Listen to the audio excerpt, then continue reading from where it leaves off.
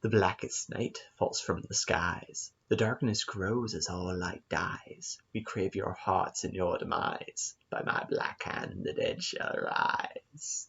Happy New Year, everyone. I'm the Aries 1999, and today we're going to be talking about ghouls and ghosts and other undead. Ooh.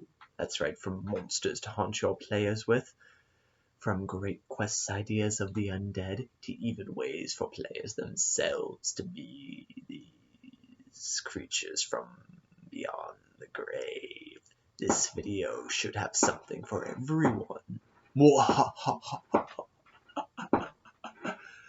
I'm sorry, I can't do that voice for the entire video.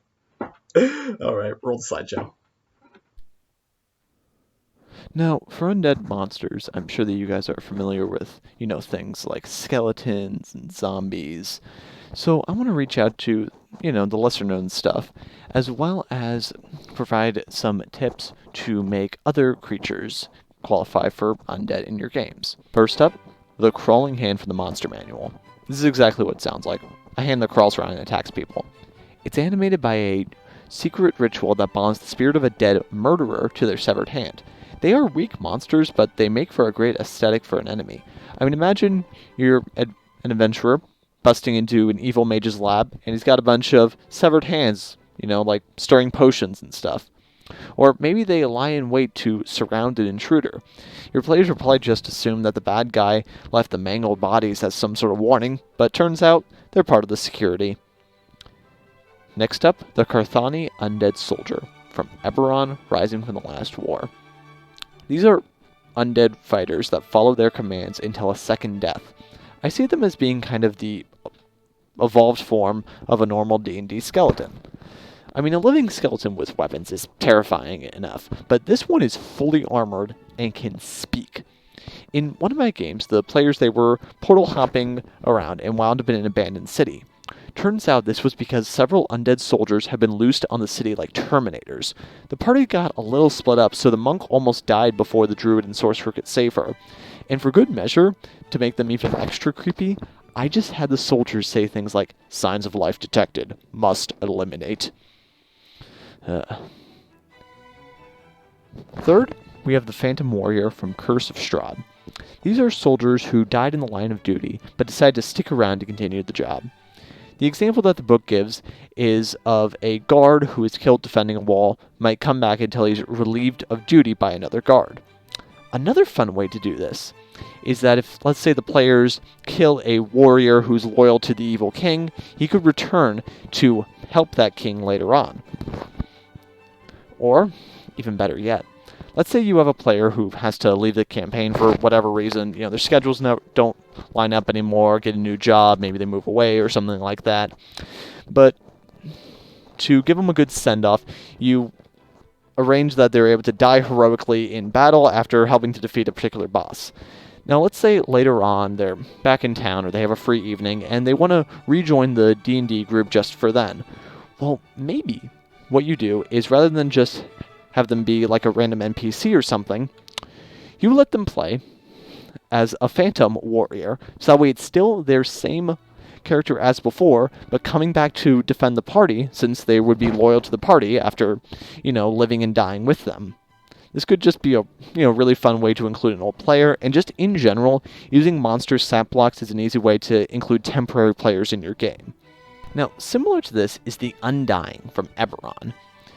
These are spirits of people who are called back to repossess their old bodies with a radiant glow. In some cultures, they might serve as advisors or rulers who can provide a timeless perspective for their people. In turn, it's the devotion from the people that keeps them going. This could make for some really interesting NPCs that the players might have to curry favor with. Political intrigue campaign, there's an ancient undying counselor who's ready to pass on to the afterlife, but doesn't want to leave his people unguided. The players would then help the nation with the transition to a new leader, whether it be another undying, or maybe someone who's still alive. Last up, we have the Draco Lich from the Monster Manual. In case you can't tell from the name, this is a dragon that underwent the process to become a lich. It retains the features it had in life, but gains immunity to poison damage, since it's already dead, and can resist necrotic. And so, actually, another thing about it, perhaps a green Draco Lich can get immunity to necrotic as well, since it was already immune to poison, but that's neither here nor there at the moment. I digress. Now, this is just such a fun concept. You know, a ghost dragon, like the Pokemon Giratina. Who knows, maybe you have an NPC at the start of the campaign who is an ancient dragon, and fearing for its looming death, and undergoes the process to become undead. Final boss of the campaign, maybe? And by the way, I know that this one's technically, you know, a template, not a pre-made monster, but honestly, it was just too cool not to include it. And I don't think I've ever actually heard of people using Draco Liches in their games, and that's a disappointment. So I'm including it here as a monster since, you know, the monster manual gives you a pre-made version of this, I believe, using the blue Draco Lich. Seriously, throw one of these into a high-power campaign and let me know how it goes. But with that said, let's talk about some ways to undeadify other monsters. Number 1, zombie variants. Now, a lot of you are probably thinking that zombie variants don't count as obscure because, you know, most people know about the idea. But I think that the problem is that they're very underused. Pretty much any creature can become a zombie. I mean, in that aforementioned campaign where they met the undead soldiers, they were portal hopping because they were trying to get to a magic boat. And this boat was controlled by a group of zombie pirates.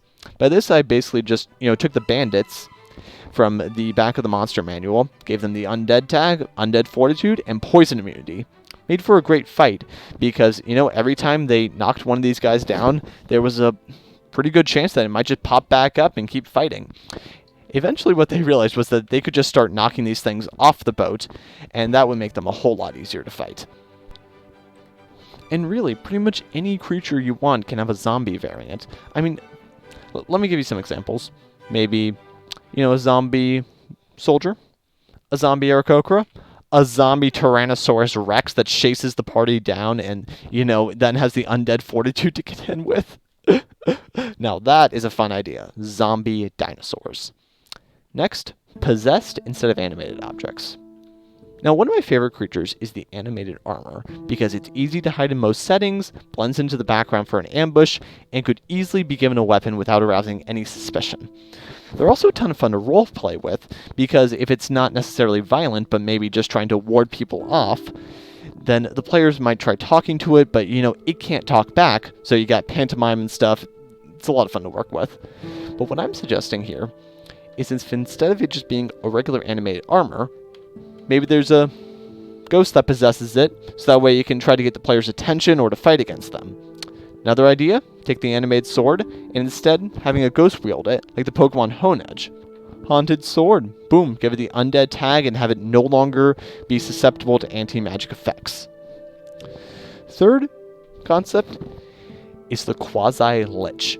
This could be some sort of spellcaster that underwent the process to tie their soul to a phylactery, but wasn't powerful enough to manifest as a proper lich. Dial back the HP, immunities, and spells to fit the level of your players. Perhaps a 5th level party raids an old castle to find an undead mage. This mage maybe has, let's say, 60 health, can cast up to 3rd level spells, and takes damage from normal weaponry. Boom. There you go. And while you're at it, of course, scale back the stats to maybe a +3 with proficiency, and subtract 3 from all its base stats. I mean, a creature of this level doesn't need a +19 to Arcana, after all. Number 4, Spellcasting Ghost. Similar to the Quasi-Lich, this is just a spellcaster who wasn't quite ready to leave the mortal plane. As I mentioned in my video for making tougher monsters, giving a few spells to a creature can really change the dynamic of a fight. So for this one, just take something like a Banshee, Ghost, or Spectre, and throw a couple spells its way. Hey, wait, remember earlier when I floated the idea of a player coming back as a Phantom Warrior? Well, this could be something similar that you do if a spellcaster dies. Let's say, you know, the party's exploring a dungeon, and, you know, the wizard is killed in a fight, and you don't really like the idea of them just happening to run into another wizard in the middle of this dungeon. Well, perhaps this wizard comes back briefly as a spellcasting ghost. That way, you know, that player is not excluded for the rest of the quest.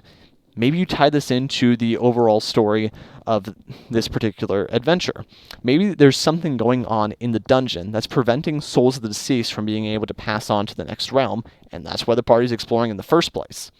So yeah, there's a lot of ways that you could include this, both as a monster to fight the players with, as an NPC to try to communicate with the players, or maybe just as a way for a player to go a little bit further after death. Lastly, we have giving vampiric qualities to creatures. For this one, just go ahead and take a couple different features from the vampire stat block and give them to other random creatures. Slap on the undead tag, and you've got yourself a demi-vampire spawn.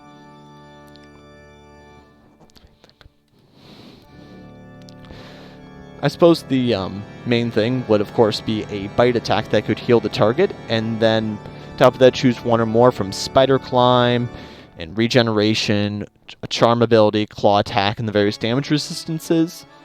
Now, if you want, you can say that since these aren't really proper vampires yet, maybe there's a grace period during which they can still be saved. And in order to do that, the party would have to go on a quest to get a potion recipe to cure the infected before they can turn into proper vampires. This could, be an interesting time-sensitive quest where they're just trying to help, the people with a disease problem rather than just fighting a big monster. And, this could also be a fun way to lean into vampiric pathology. For more information on that, I really recommend the book I Am Legend by Richard Matheson. And, hey, maybe one of the players gets infected with vampirism, and they really need the cure as well.